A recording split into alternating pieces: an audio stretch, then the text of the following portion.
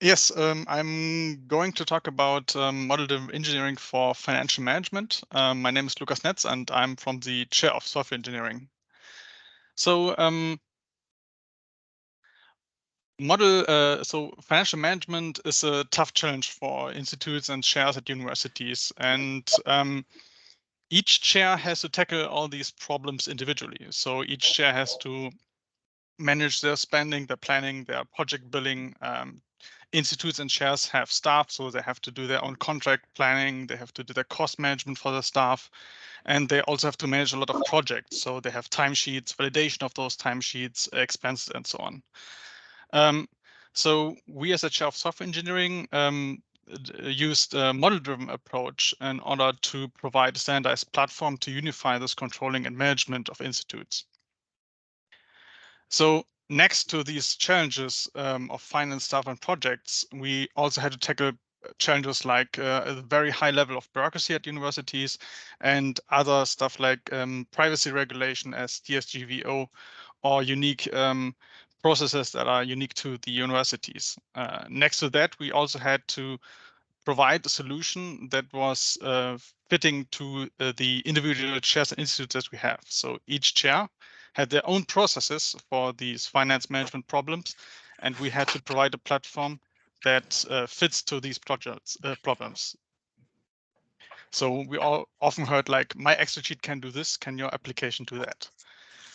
Next to that, we also had to develop a system that is not a proof of concept system, but rather a full-size real-world system. And we had to tackle problems like having a constant uptime, have a robust system, and have an efficient system.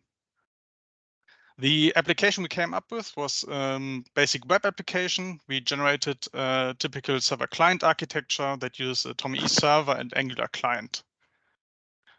As you can imagine, the problem domain is rather complex, so we broke the system down and developed a data-centric system. The key artifact we use is a class diagram.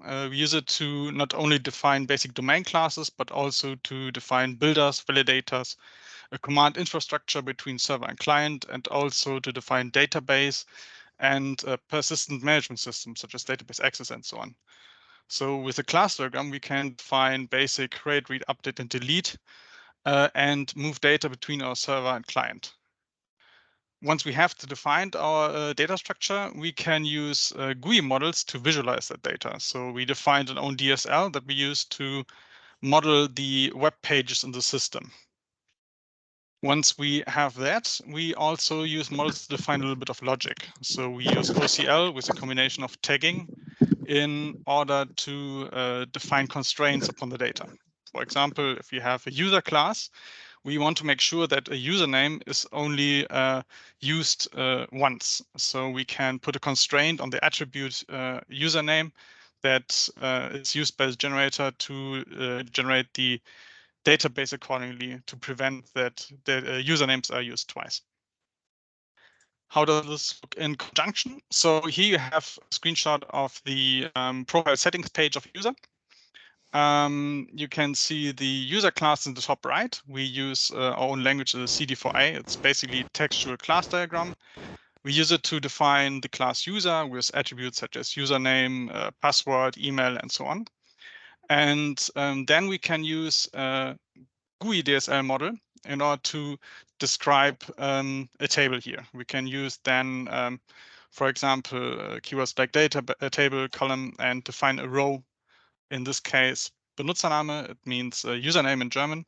And we can link the attribute username to that row. And with the annotation editable, we generate the small pen icon or to make it editable. Below that, you can see an OCL model. We use that in this case to ensure that passwords at any given time have more than 4 characters. So in this case, we generate this constraint in order to make sure that if a user types in a password that has, let's say, 4 characters, he gets prompted with an error message that says, okay, you have to have at least 5. So once we have all these models, we use this architecture to generate the system. So all the models you have seen, we defined with our language workbench Monticore.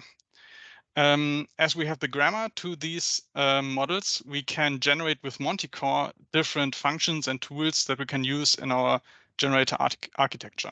So if we take a look at the class diagram, we use a class diagram, we parse it with a parser that we get provided by Monte-Core. Once we have parsed it, we have an abstract representation of that class diagram.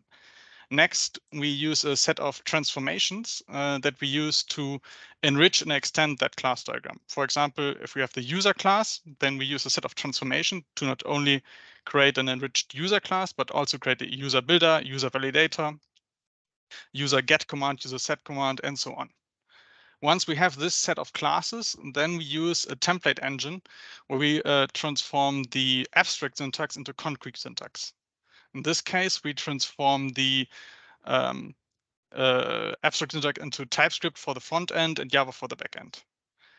We do the same process with the other models we have. So we transform GUI model into HTML and TypeScript, both for the front end, and the OCL models we transform into TypeScript into Java for also front end and back end. Once we have the target code here, we also add handwritten code, for example, business logic, or also a runtime environment to both front and back end. And this makes up the final application. As a result, we get a system that is largely generated. So more than 3/4 of our system is generated code. Up to now, we have around about 1 million lines of code. And as you can see, only the dark green part here is the handwritten part. This part is mostly business logic or code parts that are hard to generate. So what do we learn from developing this system? Of course, we started at the beginning with a handwritten prototype, but step by step, we identified elements that are systematic. For example, the persistence layer, which is simply defined by a database or database access.